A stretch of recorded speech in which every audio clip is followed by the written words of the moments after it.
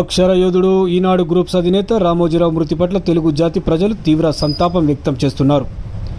తెలుగు ప్రజల కీర్తిని ప్రపంచ దేశాల్లో చాటి చెప్పిన రామోజీరావు ఇక లేరు అనే విషయాన్ని జీర్ణించలేకపోతున్నారు.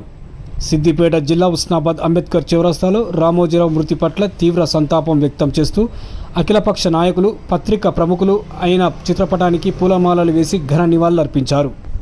ఈనాడు పత్రిక, ఈటీవీ ఛానళ్లతో తెలుగు ప్రజలకు రామోజీరావు అందించిన సేవలను ఈ సందర్భంగా అఖిలపక్ష నాయకులు కొనియాడారు. 1000 మందికి సమానంగా రామోజీరావు జీవించారని కొనియాడారు. వివిధ సంస్థలు స్థాపించి ఉపాధి అవకాశాలు కల్పించి 1 కోటి మంది జీవితాల్లో వెలుగులు నింపారని గుర్తు చేశారు. రామోజీ ఫిలిం సిటీని నిర్మించి తెలుగు జాతి కీర్తిని ప్రపంచ దేశాలకు చాటి చెప్పారన్నారు. తెలుగు జాతికి ఆయన లేని లోటు తీర్చలేనిదని దిగ్భ్రాంతి వ్యక్తం చేశారు.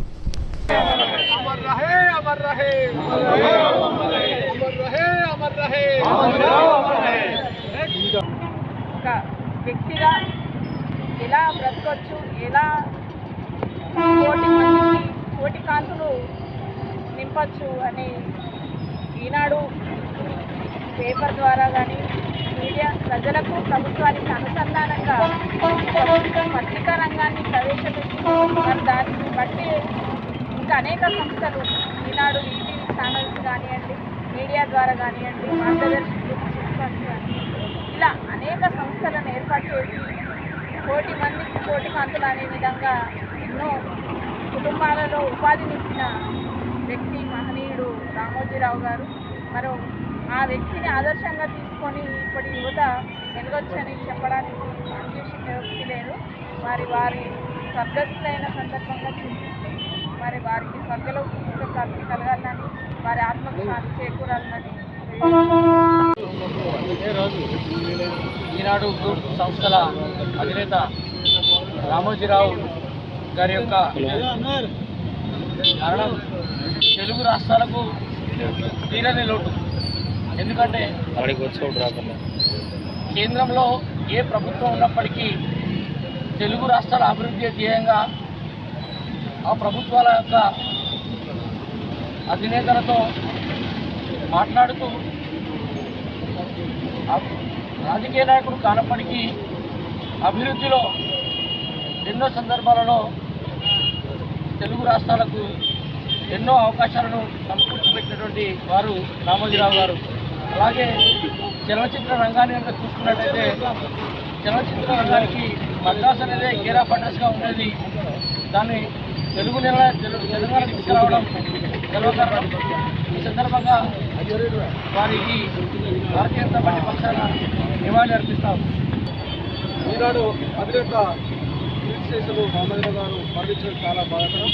ఈ ఉమ్మడి రాష్ట్రంలో అనేక సేవలు అందించి తమ సమాజం కోసం ఉపయోగపడ్డారు. అదేవిధంగా పత్రికా రంగంలో కానీ, వ్యాపార రంగంలో కానీ చాలా మందికి ఉపాధి, కృషి రంగంలో కానీ అనేక మంది ఉపాధి లక్షలాది మందిని ఆడుతున్న వ్యక్తి రామోజీరావు గారు. ఈ రోజున రామోజీరావు గారు లేకపోవడం చాలా బాధాకరం. అట్లాంటి మంచి అక్షర యోధుని పోగొట్టుకోవడం సమాజం కూడా తీవ్రంగా భావిస్తుంది.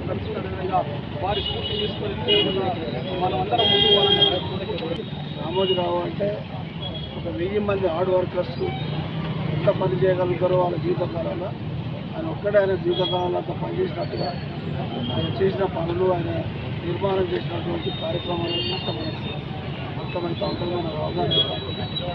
ఆయన చిన్నతనంలో పేద కుటుంబంలో పుట్టిన హైదరాబాద్కు 1969 వచ్చినట జాగాలకి హన్మకొండ జిల్లా, కృష్ణా జిల్లాలో పెద్దపాడు నుంచి హైదరాబాద్లో ఈ 40-50 ఏళ్లలో ఫ్రీగా పచ్చళ్ళు పెట్టిండు. అన్నదాత వ్యవసాయానికి సంబంధించిన డైరీ మిషన్లు, దానికి సంబంధించిన వ్యవసాయ మెనుకోవాల గురించి కూడా చాలా విషయాలు చెప్పగలిగాడు సమాజానికి. సినిమా రంగంలో కూడా ఎంతో సేవ చేసాడు.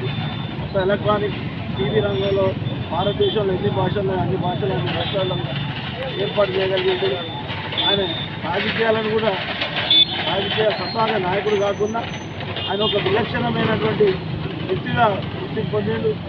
మార్గదర్శి చుట్టుపడి కూడా బ్యాంకులతో సమానంగా నడిపిన ఒక మనిషి ఇన్ని పనులు చేసినప్పుడు కొన్ని విమర్శలు, కొన్ని పొగడతలు కూడా వస్తూ ఉంటాయి. దానికి సంబంధించినటువంటి విషయంలో కొన్ని చర్చలకు దారితీసినా ఆయన ఎక్కడ ఎరగబోలేదు, ఎక్కడ ఓడిపోలేదు.